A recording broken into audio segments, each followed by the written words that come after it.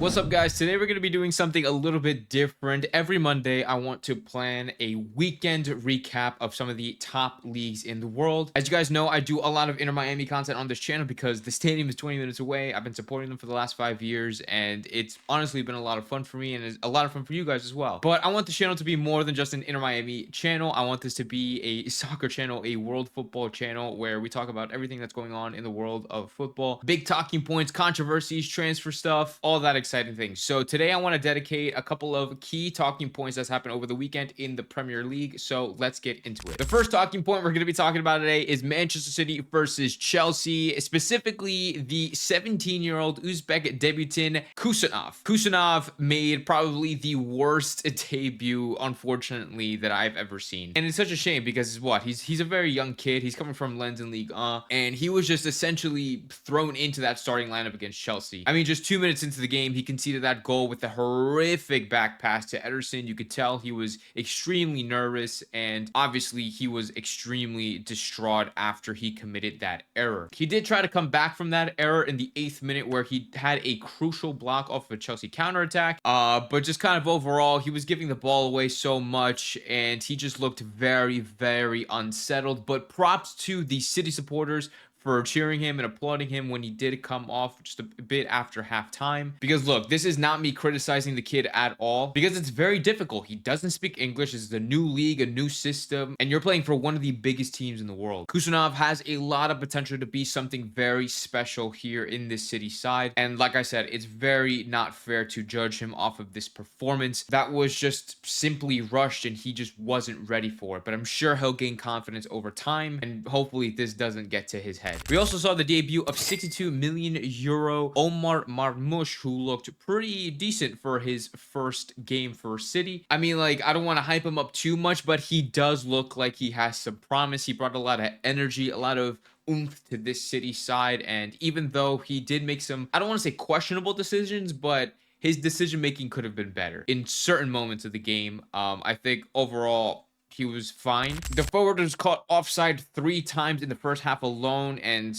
like I said, he frustrated a lot of supporters by shooting rather than passing, so his decision making was a little bit off, where they could have definitely scored more, Manchester City. But I feel like this is the type of player that Manchester City needed, especially in these recent months with their struggling form. They needed a player with a bit of oomph and a bit of flair, a bit of flash, somebody to get the fans excited and honestly just kind of give them hope again, which I know is kind of weird to say because considering the fact they're in 4th place in the Premier League, but I'll get to that in a second. But yeah, I see the potential. I see the work rate. I see a lot on social media as well, people comparing him to the next Mohamed Salah, the next Egyptian king, and I don't know how you guys feel about that. If you think so, if you disagree, let me know in the comments down below.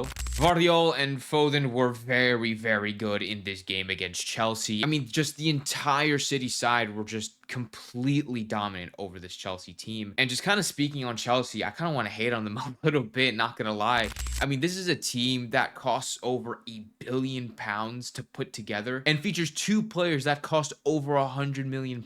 A bunch of attacking talent, but like they struggle to know who's gonna start in goal. Like they can't keep putting Sanchez in goal. Like this is a keeper who barely had a guaranteed spot at Brighton, and now like he's starting in essentially every match for Chelsea. Like Robert Sanchez has been just a massive disappointment at Chelsea, and I'm not even a Chelsea fan. He was at fault for the Wolves goal that happened on Monday, and he was at fault for that very, very questionable decision making when he pushed high up in his box and Haaland just completely chipped over him and just completely humiliated him. And like when that happened, like I was shocked, but at the same time I'm like, it's Sanchez. Like I feel like he's been making these questionable and confusing decisions for just a while now. I know Chelsea also have Philip Jurgensen, who's been their second choice keeper for most of the season, and now for Mike Penders, the Genk goalkeeper, who is going to join in the summertime. And I don't think they're going to be signing another goalkeeper unless they do sell Sanchez at some point. But yeah, I mean, like, and I'm saying this because Chelsea seems like a side, not seems like a side, they should be a side that really wants to succeed in this league, and I feel like there has been some improvement. I mean, like, I would hope so after $1 billion being spent, but it's just like so rare for a team to be successful without a good goalkeeper. It's like you could spend $1 billion everywhere else, but it's like if you don't have somebody in between the sticks that you could rely on and doesn't make stupid decisions in game, especially against the big opponents like Manchester City, it's like you're not gonna have any sort of success, or the success that you really want to, which is just winning the Premier League and being overall competitive with the top teams in the league. I don't want to put it all on Sanchez, but he's definitely a huge factor. The defense was just not good either. Like, oh my gosh. Yeah, no, I feel like I could have like an entire like hour episode about just Chelsea alone, but it was just poor defending. The player's not good enough to compete against these top teams, and they really, really need to find some sort of system, some sort of rhythm that can, just make them competitive again. And also, the one last thing on this topic before I move on to the next talking point. This might be a hot take, but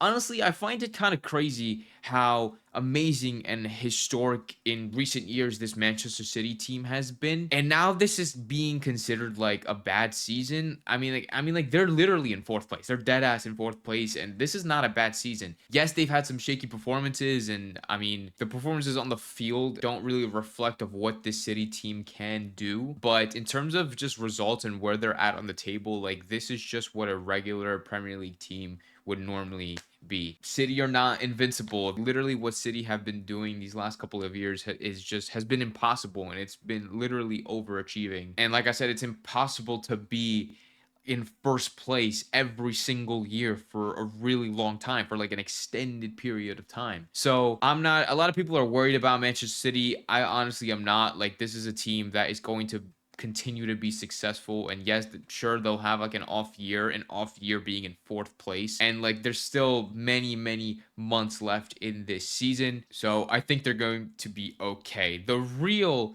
team that I think that we should be talking about, the real concern that people should be talking about, is Tottenham Hotspur.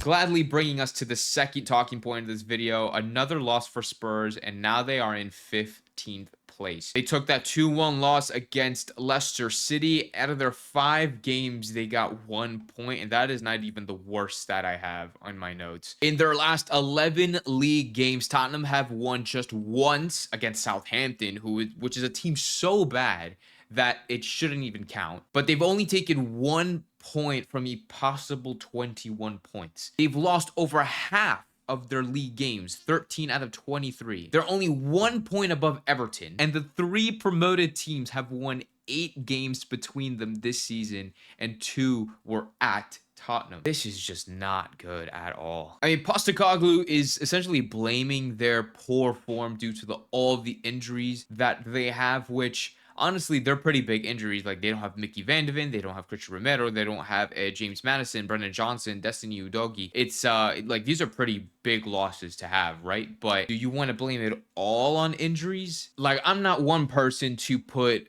all the blame on a manager, because it's not always the manager's fault. But I think this case is different. I feel like some fingers should be pointing at Postecoglu and his ability to manage this team. I'm not saying that getting rid of Postecoglu will answer Tottenham's problems the same way they freaking got rid of Mauricio Pochettino, Antonio Conte, even Jose Mourinho. I mean, like, sacking Postecoglu now would just be the same as Manchester United sacking Ten Hag at the point that they did. Like, it's just not going to help you. But like, we should ask ourselves, like, is there somebody better than Postecoglu that could take over this Tottenham team and just improve them and just literally have anything better than a 15th place finish? Because yes, we're at the end of January, we're approaching February, there's still many games to go. They're kind of approaching that relegation zone, and whether I don't think they're going to get relegated, they shouldn't get relegated, because these bottom 3 teams are so bad in Southampton and Ipswich and Wolves, like, with all the respect to them. But like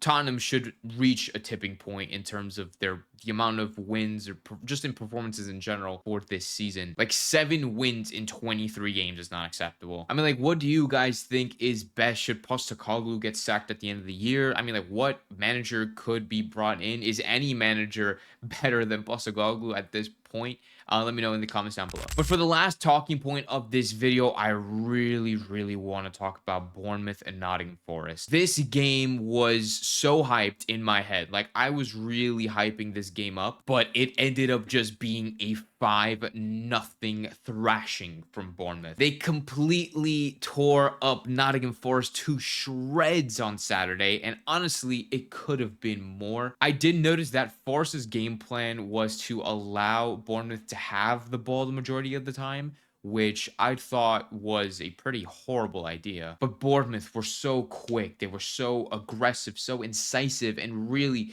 took advantage of every single opportunity that they had, really forcing Nottingham and punishing them every single time for their mistakes. So that was really impressive to me. But not only that, it was the fact that they have a pretty half-assed team. It's like, I don't know, it's kind of like the best way I could put it in my own words. Like, they don't have players like Marco Sensi, they don't have Marcus Tavernier, they don't have Adam Smith or Julian Araujo, Evanelson and Enes Unal, who happens to be their record signing. They just don't have any of them. And despite not having those great players, they ended up smashing Nottingham and destroying Newcastle in the game previous. And that is with a 19-year-old Spanish center back in Dean Huijsen, I think that's how you say that, and a 22-year-old Ukrainian center back in Zabarny. Lewis Cook was playing at the right back position instead of the midfield. They have a 21-year-old Milos Kirkets playing left back. The number 10 Ryan Christie playing it deep in the midfield. The winger Justin Kluivert playing 10, and then their winger Django Autara playing at the number 9 position. Like, all of these players are playing out of position, but clearly, like, they're playing like they have this amazing versatility and they can play anywhere on the field. And I don't want to bash Nottingham Forest at all, because they have been incredible this season. I've already made a short about them previously. Like, these teams were in the championship not that many years ago, and now they're competing with the top 6 clubs in the Premier League. Nottingham Forest still being one of the better defensive teams in the league, with the 3 teams above them being Bournemouth, Arsenal, and Liverpool.